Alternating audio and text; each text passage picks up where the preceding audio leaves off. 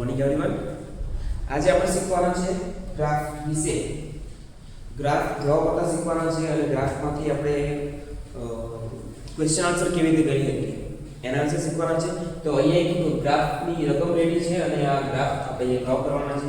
Okay, જોઈ લેજો. Practice 3.3 માં ક્વેશ્ચન નંબર 3 છે. ઓકે, સ્ટાર્ટ કરીએ અહીંયાથી. કોષ્ટક તમને આગળ દીધું છે અને એવું કીધું છે કે કોષ્ટકમાંથી પ્રશ્નનો જવાબ આપો. પણ પહેલા તમે ધ્યાન આપો ને તો આલેખ માટે પ્રમાણમાપ કેવી રીતે લેશું. પહેલા આપણે પ્રમાણમાપ જરૂર પડશે. પ્રમાણમાપ કેવી રીતે લેવાય એ તમને અહીંથી એકદમ મસ્ત રીતે સમજાવી દઈશ, બરોબર છે. એટલે તમે આગળ જતા કોઈ બી તમે ગ્રાફ ડ્રો કરો, કોઈ બી આલેખ તમે ડ્રો કરો તો કશે કોઈ તકલીફ નહીં થાય, બરોબર. જોઈ લો અહીંયા બીજો એક સવાલ પહેલા તમને મગજમાં આવતો હશે કે બધી માહિતી આપણને કોષ્ટકમાં રેડી છે. જુઓ અહીંયા આ બધી માહિતી કોષ્ટકમાં છે. આ પ્રશ્નનો જવાબ બી તમે જુઓ ને તો કોષ્ટકમાંથી મળતા રહે. તો પછી સવાલ આવતો હશે કે આપણને ગ્રાફ ડ્રો કરવાની જરૂર કેમ પડે. હે તો તમે કદાચ પુસ્તક જ્યારે બુક જ્યારે વાંચો તો જે બુકમાં જે લખેલું હોય એમાં તમને બધું ખબર તો પડી જાય, પણ છતાં બી એમાં કેટલી જગ્યાએ ફોટા આપેલા હોય ખબર છે. ફોટામાં શું થાય તમને વાંચવાની મજા આવે, થોડું ઇન્ટરેસ્ટિંગ લાગે. તો અહીંયા જે ગ્રાફમાં જે ડિટેલ આપે, જે ગ્રાફમાં જે માહિતી આપે ને બસ એને ઇન્ટરેસ્ટિંગ બનાવવા માટે, બરાબર છે. તો આપણે એવી જોઈ લઈએ ગ્રાફ કેવી રીતે ડ્રો કરાય અને ગ્રાફમાં તમારે પ્રમાણમાં આ તો અહીંયા ધ્યાન રાખવાનું. આ જગ્યાએ તમે પૂછવા હશે, બાકી કિસ્સે પૂછવા એવું છે. ગ્રાફ ઈઝી છે. જોઈ લો. પહેલા ટેબલ છે, ટેબલ મસ્ત ધ્યાનથી જોઈ લેવાનું. પછી પ્રશ્નનો જવાબ છે. પહેલા ટેબલ પરથી આપણે ગ્રાફ પર આવી છે, ગ્રાફ ડ્રો કરીને પછી આપણે આન્સર ક્વેશ્ચનનો આન્સર કરીએ. ઓકે, પહેલા આઈશું ગ્રેડ. આ છે ધોરણ તમારે ધોરણ 5 6 7 8 9 અને 10. અને બીજું નીચે એની નીચે આવ્યું છે વિદ્યાર્થી સંખ્યા, મતલબ કે ધોરણ 5 માં 130 સ્ટુડન્ટ છે, છઠ્ઠામાં 115 સ્ટુડન્ટ છે, એવી રીતે આગળ છે. ઓકે, તો એને મારે ગ્રાફના ફોર્મમાં બતાવવાનું છે. ગ્રાફના ફોર્મમાં તમારે આ જે ડ્રો કરવાનું છે આલેખ બુકમાં, આલેખ પોથીમાં અથવા ગ્રાફ બુકમાં તમે ડ્રો કરવાનું છે. ડ્રો કરવા માટે ઈઝી છે. તમને બે વસ્તુ જોઈએ, બે એક્સિસ જોઈએ. એક છે આપણી પાસે આને કહેવાય y અક્ષ, અને આ જે આડો જે છે એને કહેવાય x અક્ષ. નામ આપી દેવાના. હવે x અક્ષ પર છે હંમેશા માહિતી આપવાની, મતલબ y અક્ષ પર બી આપી શકાય, વાંધો નહીં. પણ જો તમને ગ્રાફ સીધો જોઈતો હોય, આમ ઉપરની બાજુ જોઈતો હોય તો આ ભાગ પર એટલે કે x અક્ષ પર તમારે આ માહિતી લખી દેવાની. જે માહિતી તમને આપી હોય એ માહિતી અહીંયા પહેલા લખી દેવાની, બરાબર છે. ઉપરમાં તમને માહિતી આપશે, નીચેમાં તમને અંક આપશે. માહિતી લખાઈ જાય ત્યારબાદ જુઓ હવે વિદ્યાર્થીની સંખ્યા. હવે આ થોડું સમજી લેજો કે તમારે વિદ્યાર્થીની સંખ્યાને કેવી રીતે દર્શાવવાનું છે. એ બધું તમારા પર ડિપેન્ડ કરે. બધાના જવાબ આમાં અલગ અલગ બી આવી શકે, કોઈના સરખા બી આવશે, કોઈના અલગ અલગ બી આવશે, પણ બધાના જવાબ એવું નહીં કે ખોટું હોય, સાચા જવાબ, બરાબર. સમજાવું તમને અહીંયા જોઈ લેજો. પહેલા જ્યારે તમારી માહિતી આ જગ્યા પર દર્શાવવાનું હોય તો કે y અક્ષ પર, તો પહેલા એના માટે તમને પ્રમાણ માપ જોઈએ ને એના માટે તમારે થોડું વિચારવું પડે, થોડું સમજવું પડે. કેવી રીતે? તો કે ભાઈ આમાં મારે 75 દર્શાવવાના છે, 85 95 105 115 130 બધી સંખ્યામાં આવે એવું માર્કિંગ કરવાનું છે, બરાબર છે. પણ કેવી રીતે હું 21 જેમ કે 75 76 77 78 79 80 તો પછી 130 સુધી પહોંચતા કેટલો સમય લાગશે અથવા કેટલો લાંબો ગ્રાફ થઈ જશે. બીજો એક પેજ મૂકવું પડે ઉપર મારે. અને તો તમારે થોડી સ્માર્ટનેસ યુઝ કરવાની છે. અહીંયા તમારી પાસે બોક્સ હશે. ઓકે, તો તમે અહીંયા એવું કરી શકો કે હું એક બોક્સ બરાબર 5 એકમ અંતર લઈ લઉં તો જો એક બોક્સ બરાબર અહીંયા એક બોક્સ બરાબર 5 એકમ અંતર લઈ જેમ કે 75 80 85 અને જો એવી રીતે ટ્રાય કરું તો બી મને 130 સુધી પહોંચતા ખાસો એવો મતલબ 11 થી 12 જેવા મને બોક્સ હોય છે, ચાલશે, આવી જશે. એટલી પાસે તમારો બોક્સ છે, એટલા બોક્સ તમારી પાસે છે જ. તમારી પાસે ટીમ કઈ 21 કે 22 જેવા બોક્સ આ અહીંયા આવી રીતે હશે. આરામથી તમે દર્શાવી શકો, બરાબર છે. તમારે ગ્રાફ એવી રીતે દર્શાવવાનો છે કે ગ્રાફ એકદમ નાનો બી નહીં થઈ જાય, બહુ મોટો બી નહીં થઈ જાય, બરાબર છે. પ્રમાણ માપ તમે તમારા એકાઉન્ટમાં લઈ શકો. અહીંયા હું જે પ્રમાણ માપ લેમ છું મારા પ્રમાણ માપ તમારે કંઈક અલગ પ્રમાણ માપ લેવાનું છે, બરાબર છે. મારો ગ્રાફ જે છે થોડું અહીંયા બોક્સ મારી પાસે નાના છે, ઓછા છે, એટલે હું થોડું પ્રમાણ માપ મોટો લઈશ. તમારે પ્રમાણ માપ નાનો લેવાનો છે અને ગ્રાફ તમારે રેડી કરવાનો છે. અહીંયા ખાલી સમજી લેજો. ઓકે, પહેલા તમારે શું કરવાનું ખબર છે? વિસ્તાર જોઈ લેવાનો. વિસ્તાર ખબર છે? મોટી સંખ્યામાંથી નાની સંખ્યા બાદ કરો એટલે વિસ્તાર મળે. તો અહીંયા જોઈ લો, મોટી સંખ્યા છે 130 અને નાની સંખ્યા છે 75. એટલે વિસ્તાર કે તમારો આ કઈ એક્ઝામમાં એવી રીતે પૂછાય કે વિસ્તાર મતલબ વિસ્તારમાં બે તમારે માર્ક હોય એવું નહીં. આ આપણા માટે જ આપણા માટે છે હાલ. ઓકે, ક્વેશ્ચનમાં પૂછ્યું હોય તો એના માર્ક હશે. ક્વેશ્ચનમાં પૂછ્યું હોય તો અહીંયા પૂછ્યું નથી, પણ છતાં આપણે વિસ્તાર જોઈ લઈએ. 130 અને 75 મોટા મોટી સંખ્યા છે, 130 નાના નાની સંખ્યા છે 75. 130 મોટા મોટી સંખ્યા છે, 75 નાના નાની સંખ્યા છે. જો મારે વિસ્તાર શોધવો હોય તો મારે 130 માંથી 75 મારે બાદ કરવાની. વિસ્તાર તમારો આવશે 55. તો તમારે 55 સંખ્યા આ સંખ્યામાં આવા દર્શાવવાની છે. આ આલેખ પર તમારે 55 સંખ્યા એવી રીતે તમારે દર્શાવવાની છે.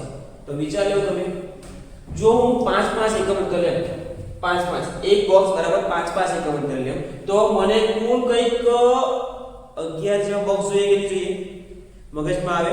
પણ જો હું એક બોક્સ બરાબર 10 એકમ અંતર લેમ તો 10 50 50 10 × 60 6 બોક્સમાં મારો ગ્રાફ ખતમ થઈ જાય, પૂરો થઈ જાય. એટલે તો ગ્રાફ તો બહુ નાનો થઈ જવાનો. ગ્રાફમાં તમને માહિતી સાચી જ મળશે પણ ગ્રાફ નાનો થઈ જશે. તો આ તમારા પર ડિપેન્ડ કરે, ગ્રાફ તમારે નાનો રાખવો છે કે મોટો રાખવો છે. હું તમને એવું કહેવા કે ગ્રાફ બહુ નાનો બી નહીં રહેવો જોઈએ અને મોટો બી નહીં રહેવો જોઈએ. બરાબર છે. હું મારા બોર્ડ પર ડ્રો કરવા માટે હું મારા એના એકોર્ડિંગમાં પ્રમાણમાં લઈ લેવા. ઓકે, સ્કેલ કહેવાય એને. તમારે અલગ જ એક પ્રમાણમાં લેવાનો છે અને એવી રીતે ગ્રાફ ડ્રો કરવાનો છે કે જેનાથી આખો પેજ પર કવર થઈ જાય. ઓકે, ચાલો મારે ડ્રો કરવાનું છે, મારે પ્રમાણમાં લેવાનું છે. તો હું લેવા વિસ્તાર છે આપણે લખી નાખી લે ને ભાઈ. વિસ્તાર બરાબર 55 છે. તો હું લઈ શકું, મારી પાસે 1 2 3 4 5 6 7 બોક્સ છે. તો હું લઈ શકું 1 એકમ બરાબર 1 એકમ એટલે 8 1 એકમ એટલે 8 1 એકમ બરાબર 1 એકમ બરાબર હું 10 વિદ્યાર્થી લઈ લઉં. હવે વિદ્યાર્થી કેમ? તો કે ભાઈ આમાં જો આ તમને માહિતી છે આપી છે બધી વિદ્યાર્થીની સંખ્યા છે. ઓકે, એટલે 1 એકમ બરાબર 10 વિદ્યાર્થી. 1 એકમમાં 10 વિદ્યાર્થી આવશે. ઓકે, હું સ્ટાર્ટ કરવાનો છું અડધેથી. જો હું સ્ટાર્ટ કરું 75 થી તો તમારે અહીંયા ગ્રાફ તોડવો પડે. આ જગ્યાએ ગ્રાફ તોડવો પડે. અહીં 0 થી સ્ટાર્ટ થઈ ગ્રાફ તો અહીંયાથી તોડવાનો છે.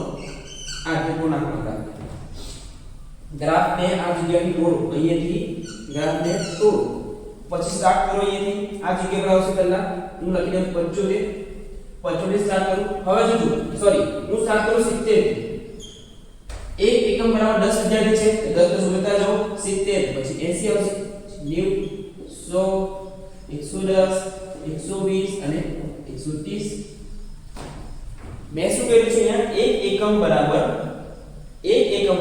10 સેન્ટીમીટર અથવા તો 1 એકમ બરાબર 10 વિદ્યાર્થી લીધા છે. એટલે અહીંયા 10 10 ના એકમ અંતર છે મારા. ક્લિયર છે? તમારે 5 બી લઈ શકો. એના સિવાય તમને બીજી કોઈ ઈચ્છા થાય જો તમારે એમાં સેટ કરી દેતા હોય તો તમે એ બી લઈ શકો. બરાબર છે? જોઈ લેવાનું હોય તમારે થોડું વિચારવાનું, મગજ ઘસવાનું ભાઈ. ચાલો ગ્રાફ ડ્રો કરી આપણે હવે જોઈ લો. પહેલા ગ્રેડ 5 એટલે ધોરણ 5 માં કેટલા વિદ્યાર્થી છે? તો કે 130. આઈ જાવ 130 ક્યાં છે? અહીંયા. હવે તો ગ્રાફ ઈઝી એકદમ, ખાલી એકદમ ટપકા જોડો ને ચિત્ર બનાવો બસ એવું જ છે. અહીંયા છે 130 એક લાઈન કરી નાખી એટલે સીધો એક બાર બનાવી દેવાનો. બાર એટલે એકદમ એક ગ્રેડ. બીજું છઠ્ઠા ધોરણમાં કેટલા છે? 115 છે. હવે 115 કારણ કે 110 ને 120 ની વચ્ચે આવે તો 110 અને 120 ની વચ્ચે એક લાઈન કરું એટલે પછી એને કનેક્ટ કરી નાખું. આ તમારો બારી. તમે જ્યારે અહીં માહિતી આપો ને તો વચ્ચે એક એક બોક્સ છોડતા જાઓ એટલે ગ્રાફની વચ્ચે જગ્યા રહે. બરાબર? વચ્ચે એક એક જગ્યા છોડતા જાઓ. ક્લિયર? ચલ આગળ છે ધોરણ 7 માં છે 105. 7 માં છે 105. 105 ક્યાં આવે? તો કે ભાઈ 100 કરતા ઉપર એટલે 100 અને 110 ની વચ્ચે. આ ગ્રાફ રેડી. પછી આવશે 8મા માં કેટલા? 95 જણા છે. 95 વિદ્યાર્થીને મારે દર્શાવવાનો હોય તો 90 અને 100 ની વચ્ચે આવે. આ વચ્ચે લખવાનું. તો અને 85 ધોરણ 9 માં છે 85 વિદ્યાર્થી. 85 ક્યાં આવે? તો કે 80 અને 90 ની વચ્ચે. 80 અને 90 ની વચ્ચે. તો આ તમારો ગ્રાફ ધોરણ 9 માટે રેડી. અને લાસ્ટ છે 10 માં. ધોરણ 10 માં 75 વિદ્યાર્થી છે. 75 કે 70 અને 80 ની વચ્ચે આવે. તો આ તમારો ગ્રાફ રેડી.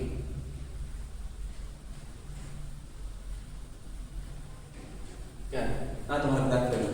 બસ આટલું જ કરવાનું છે. તમારે ધ્યાન કે આપવાનું ખાલી આ જગ્યા પર. તમારે પ્રમાણમાં કેવું લેવું ને એના પર ડિપેન્ડ કરશે. જો તમે પ્રમાણમાં મોટા લેવો તો ગ્રાફ નામ થઈ જશે, જેમ કે અહીંયા તમારે પ્રમાણમાં ઓછું લેવાનું છે. 1 એકમ બરાબર 5 સેન્ટીમીટર લેશો ને અથવા 5 વિદ્યાર્થી લેશો ને તો તમારો આન્સર મળી જશે. તમે તમારો ગ્રાફ મસ્ત એવો પેજમાં કવર થઈ જાય. બરાબર છે. મેં લીધા છે અહીંયા 1 એકમ બરાબર 10 વિદ્યાર્થી, તમારે લેવાનું છે 1 એકમ બરાબર 5 વિદ્યાર્થી. તમારો ગ્રાફ રેડી. બરાબર. હવે આવો પ્રશ્નના જવાબ પર.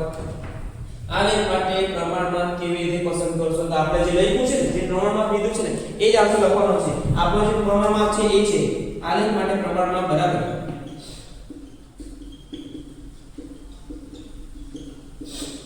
1 એકમ બરાબર 10 વિદ્યાર્થી.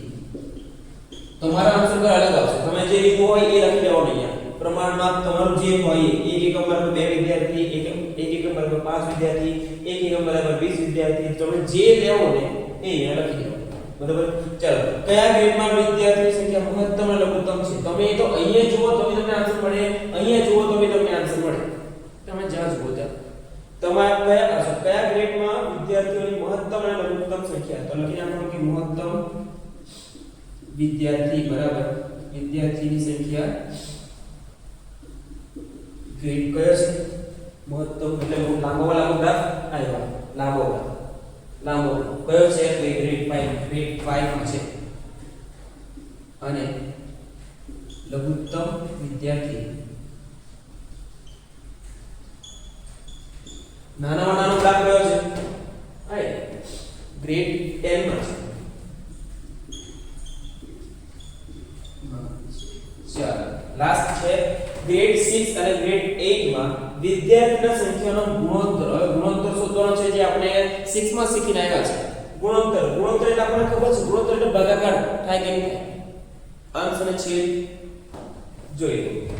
એ લખી દેવાનું ગ્રેડ 6 અને ગ્રેડ 8 નો ગુણોત્તર બરાબર